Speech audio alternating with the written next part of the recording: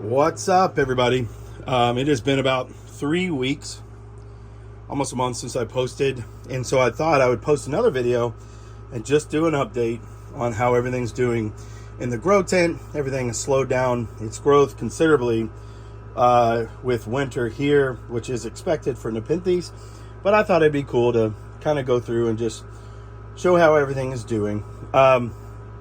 When it comes to Nepenthes during the winter months, you want to slow your watering down quite a bit, and so a lot of these have not received a whole bunch of water, and so there's going to be some dead growth on them, but they will rot easier if it is wetter environment during the winter. And so I really let these things dry out quite a bit, as much as safe to do. Causes a little bit of damage, but not anything that they won't recover from. So let's go ahead and get started. First things first, let's look at the truncatas. This is truncata, truncata Titan by Spatulata. And here is its newest picture. Now, this was much larger. This is actually the basal. I cut off the main vine just for the sake of room. And so here is the basal picture there. It's doing okay. It's always been sort of stressed out. I don't think it really likes my conditions that much. I tend to run on the hotter side of intermediate, and so it seems to be a cranky plant at best. Next is Renward Tiana, and it is doing very well in this environment. And so this is its newest picture. Very distinct eye circles there. As you can see, it's growing quite a bit. If you've stayed with this channel for any length of time, you'll know that this thing has grown quite a bit. Oh, also, before I forget, stay tuned to the end of the video. I've got a ridiculously cool surprise that I'm going to unveil on this video, and so you guys will be the first ones to see it. Absolutely amazing. It's what I'm working on for the year 2025. It's really cool. Next up is that big truncata, oh my gosh, JB by Patian. I've got to reacquaint myself with all these names. Here's its newest picture. I'm going to try to go behind. There you go. Very large picture, probably 15 inches. Doesn't really do it justice on the camera, but it is hard to get into the camera, but probably easily 15 inches. Beautiful picture. May grow a little bit more, but probably not that much more. But I'm happy with that. And the truncata seems to have made it through. It is a little stressed out, as you can see. Most of these plants are. I need to feed it, and so you see here there's potassium, a lack of potassium rather, so I'll probably be feeding these things after this video. You don't really want to feed them too much during the winter months, but here in Florida we're starting to heat back up. It's very hot in this greenhouse right now, and so I feel confident that I can feed them. We're not going to get any temperatures below 85 degrees anytime soon, and so I feel good about that. Next up, we have Talented Tower by Predatory Plants. Here's its newest one, a little hard to see. It starts off very striped and goes very red, and so that's what we're seeing here too. This one needs a good trim up. This is glabrata by Aristolochioides. Just a doll of a plant. I absolutely love it. It needs a good trim up, and then probably could do to be staked up. Grows like a weed. I love it, but it suffered a little bit through the winter here, but that's all right. It looks like it'll make a nice little comeback. Next up is Truncata by actually this might be Caesar by Alata, and so it has gotten very large. As you can see, it's all the way up to the top of the tent. Now it is off the ground probably 3 feet, so not as tall as it looks, but it's got a nice basal growing out of the stem there. It is becoming woody. Part of that is just due to its nature. The other part of it is because that's what I wanted to do with it and just kind of make it. So I trimmed down all its leaves. I still need to get in here and trim some more. Yeah. Next up is Ventosa by Bonzo by Muraliana. And so still producing those big, beautiful burgundy wine colored pictures. It is getting very tall as well. It's starting to grow up the top of the tent. And then it's also got a little Caesar mixed in there, so that's quite nice. But got some basils going on it. It's doing very well. Easy plant to grow. And next up is the aforementioned Caesar. So it curls up here. Doesn't have any new pitchers, but it's putting all of its energy into these seed pods. It looks like I had a very successful strike rate. And so this is a mixture of Miranda and the Caesar by this right here, the Titan by Spatulata, and then by Caesar. So the Titan by Spatulata is the male, the Caesar is female. Either way, it should be absolutely enormous pitchers. So I'm excited to see that. Next up, Hamakua by Truncata Giant is in full bloom. Doesn't have any pictures on it, but it is in full bloom, and so that's exciting. I'll have to see if I can mix with it. Next to that is, where is it? Here it is Brutus, and Brutus does not have any new pictures on it. Just some of these older pictures, still beautiful. Those tiger stripes, absolutely gorgeous and doing very well. And then next to that is this very long, no new pictures on it just yet, but that's Diariana. Made it through another winter. They really don't like cold weather, but it should hit a good growth spurt here pretty soon now that we're warming up. Behind that is the Truncata Giant by Mira, and that is looking absolutely amazing. I'm sorry I'm going a little fast, but like I said, I want to show you what I've been working on, and I'm super excited about it, and I know you will be too. This next one is a Pulchra hybrid, and just look at these pictures, right? Side of them, very beautiful. The coloration is just absolutely gorgeous on these things. And so here's its newest picture, and the gradation of the colors is amazing. I just absolutely love it. Here is one of the newer pictures on the wavy leaf, Maxima wavy leaf. It's got that very beautiful lime green peristome and just the slightest hint of red speckling, so that's quite nice. Down here, see if I can get it to come out. We have the Rob Cantley Renoir Tiana by Rob Cantley here, doing quite well. Very slow grower. It'll be some time before that gets any sort of large mature pitchers. And before I forget, let's come down here and look at all the truncatas. Looks like we have a new truncata. This is going to be the first time this has been seen, or new picture rather. This is JB by Truncata Giant, and so absolutely stunning. I love the stripes on those. It has a very green picture, as opposed to behind it is a baby JB by Patient. So this is a smaller version of that large 15 inch picture that I showed you. By the way, here's the other picture on that one. So putting out pretty good sized picture now. That one's probably 13 inches, 13 and a half inches.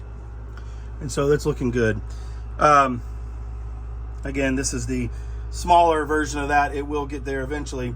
These are all the truncatas. They're doing okay. Titan's Tower back here slowed way down. It put out a little tiny excuse for a picture, but slowed way down. But at least I'll be able to feed it here once the video's a wrap.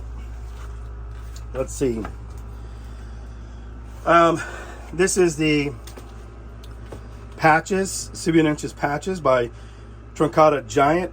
Absolutely putting out stunningly beautiful pictures with those peristomes, and they last forever. So very nice. I'm super excited to see that. Then you have your Thorilii by Aristolochioides, which is growing like crazy. Finally hit its mark, and once these things hit, they will really start going. Again, everything's slowing down, not looking so great, because I think I got a little too aggressive with the dry out process. When I came in here the other day, it was very, very dry in here, and so I'm surprised that I didn't lose some plants, to be quite honest with you. But thankfully I did not. They're just a little worse for the wear. Here is some of those Spatulata by Rob Cantley, sporting that giant peristome. Nice picture body. Because these are all seed grown, there's a wide variance in them. You have some that are like this, And then you have others that are coming out like that, just absolutely, oh, I can't get it. Like a black peristome almost. Beautiful, beautiful, beautiful. You can see the peristome's got that ribbing that you would see from a Rob Cantley. And some of them have a wider peristome flare, and then others don't. But they're absolutely gorgeous. They're doing just fine and growing out. Next, we have Stenophylla growing like crazy. Sorry, I'm going to be right next to the fan, so it might get a little loud here for a minute. Stenophylla is doing fantastic. Very shocked again. I say it every time that it does not have any basals as of yet, because this plant is known to be profuse basilar, if you will. And so, interested to see how that's going to go. Should be happening any time here. Let's see. I want to show this. This is interesting. This is the basal of the Thorii Ristolochioides. Look how much darker the peristome. I'm sure that's just the difference between the bottom and the top, the dimorphic pictures that you'll see. And they do that, Nepenthes in general do that because they're wanting to attract different types of prey from the ones that are growing low to the ground as opposed to the ones that are growing in the air. And so they will have different types of pictures. So, yes, there's that. And then here's Ime doing its thing. And the one good thing I can say about the cold is this Rob Cantley, which has been the bane of my existence, because it does not like my Rob Cantley definitely like the colder side. And it's what is it, February, and it's already 85 degrees here. So the cold weather did allow it to put out its largest picture yet, even though it is minuscule and sad. This is probably 2 times the size of any picture it's ever put out. And so, believe it or not, I've had this plant for 2 years, 2.5 years, 3 years, and it looks like it's the size of a plant that's 1.5 years old. It just does not like this setting. I hate that I have it in this type of setting, but I'm not able to get it much of a better situation than this. But yeah, still doing something. Yeah, so that's just a very quick rundown of the collection. I think the ones that are seemingly doing the best are the Spatulata by Rob Cantley. They are growing along just fantastic. Here's another one. And that's what's so crazy. Again, see how tall this peristome is? Then we have more of a short, squat, flared peristome. And then you have some that are just more of a regular middle of the road. And then you have some that are a deep purplish, almost black peristome with speckling that's purplish black.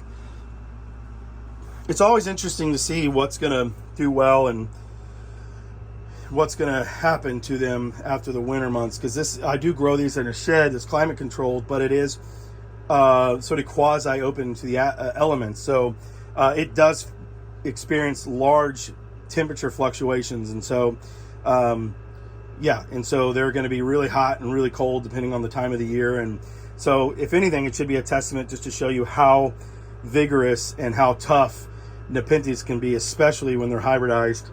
They can take a wide range of conditions, not all of them by any stretch, but a lot of them. But I'm going to stop rambling. I'm going to turn the camera off, and then I'm going to show you this really cool surprise. First time this is going to be on film, and I'm super excited about what 2025's got in store. Stay tuned.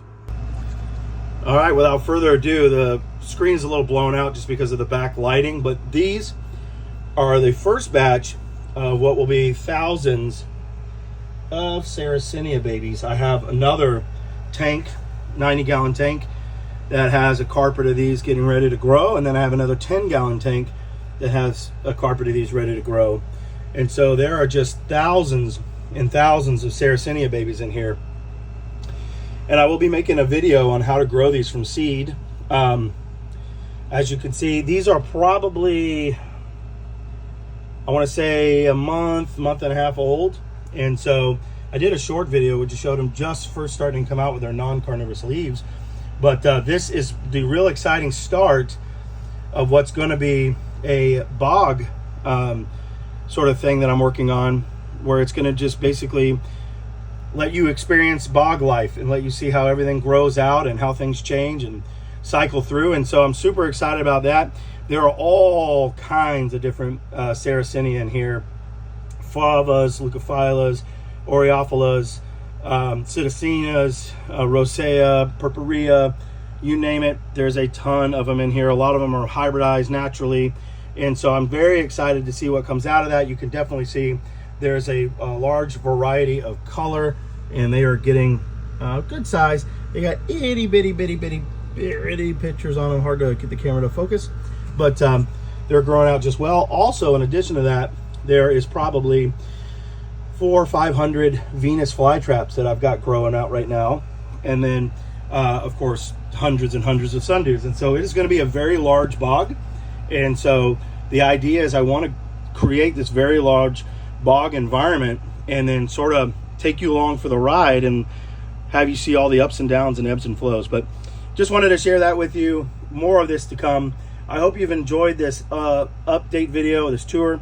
As always, I hope you have a wonderful day and a wonderful week, and I'll see you soon. Bye-bye.